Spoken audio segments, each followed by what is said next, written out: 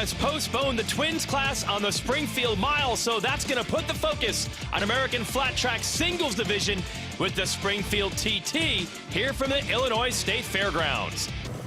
So now we move into our semis as we continue to narrow the field down to tonight's main event. So Sipes on the line, also the 15 of Rush, 2 front runners, and the 94 of Wells on the Yamaha there. Also, card is sideways. Let's go racing in semi number 1.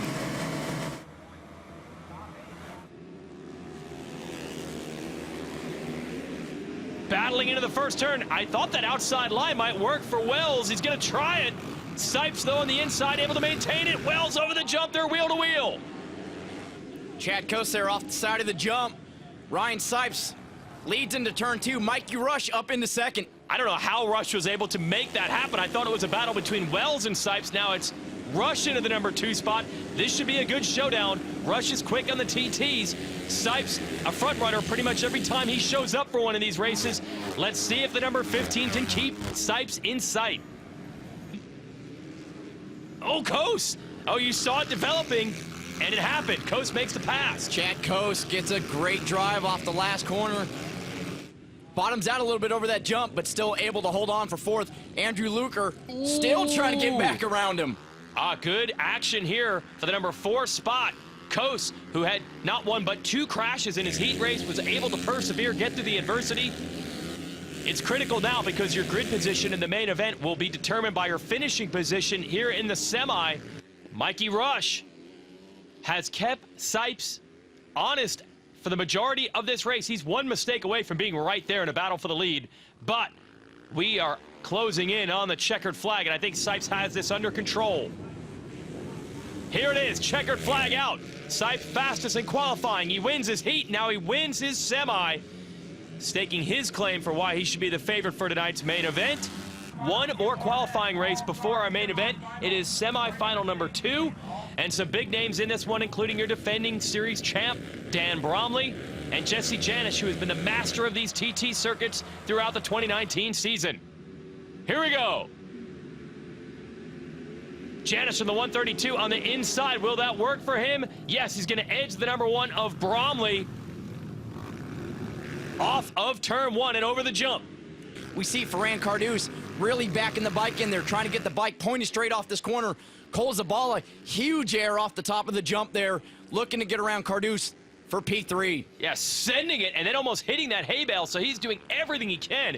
And although it's only a qualifier, I cannot stress enough that this is for grid position in the main event. So you can tell Zabala on the 51, he wants every position he can get. He wants to pick 3rd out of this group as opposed to 4th.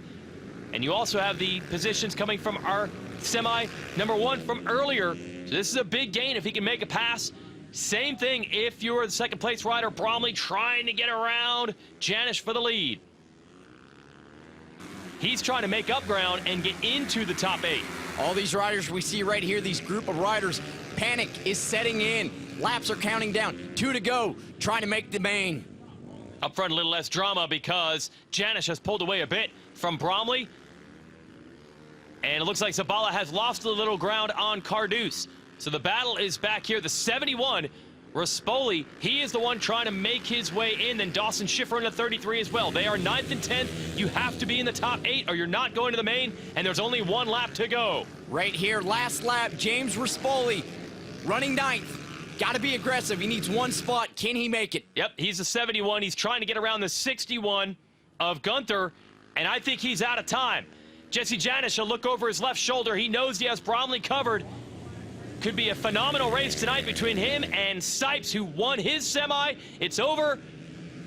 Checkered flag is out, so these positions were fairly well assured, but it's this final spot. Gunther's trying to make positions. He doesn't have to do it.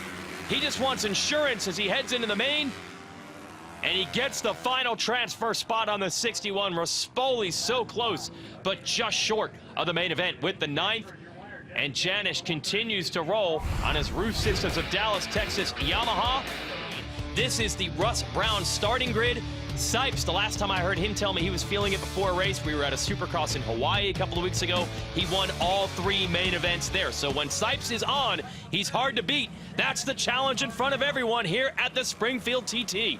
Watch the 264 and, of course, the TT specialist, Janisch. We're underway. And Janisch and Sipes, true to form, battling into turn one, as well as Dan Bromley, your series champ. Start so critical here. Sipes gets the lead and by low jumping extends it just a little bit. Battle for position 2 there, Jesse Janisch, Dan Bromley. Oh, contact in the back there. Is that Ryan Wells? Oh, it is! So Wells, the winner of our last race, is now in last place. Boy, we've had some drama already with Gauthier, his problems in qualifying. Wells down, but no such trouble for Ryan Sipes, who's won everything so far and is leading right now. Ooh, Mikey Rush, nice move for third around Bromley. Top 4 already starting to stretch it out here. We got Sipes, Janisch, Mikey Rush into third. Oh, Dan Bromley's got back around him. All right, so good racing here early in the main. Bromley, consistency is what earned him the championship last year. He's been, Sipes throws it away. Everything was going his way. Now he's got to try to make up ground. Oh, the entire field's getting by. Sitting here in shock. Ryan Sipes looking so good all day and night. Goes in the last corner and just tosses the victory away. Unbelievable. I don't know how much ground he can make up. There's plenty of time as far as laps, but here's the mistake. Strange, he gets in there once, it looks like the back steps out, he gathers it back up, and then it steps out again on him, riding on board with him here.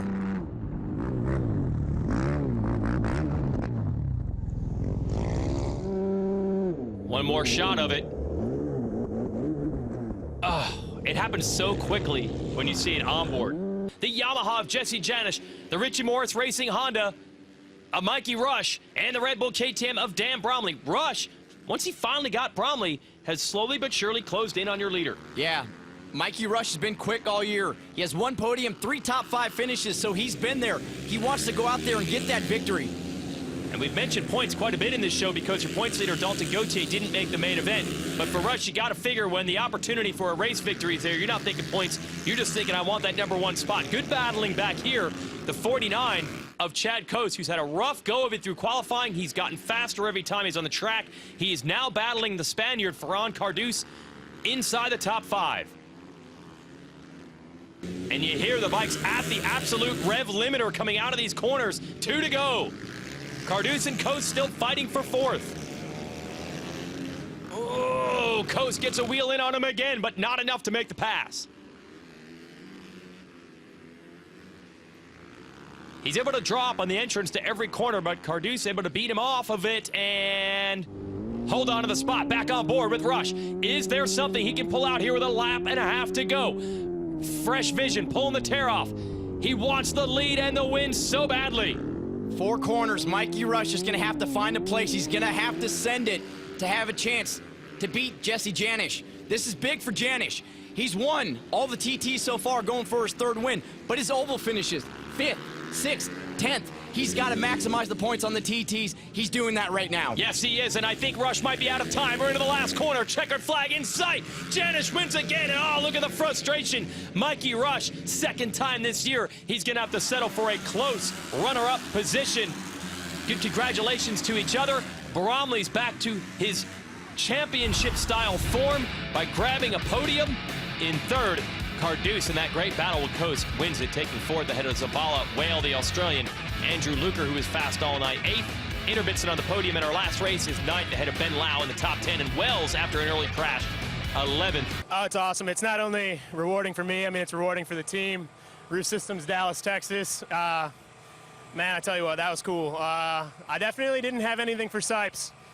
He had something for me, but you know, to finish first, you must first finish. So just happy I didn't get past there when he went down. Glad. I'm assuming he's okay.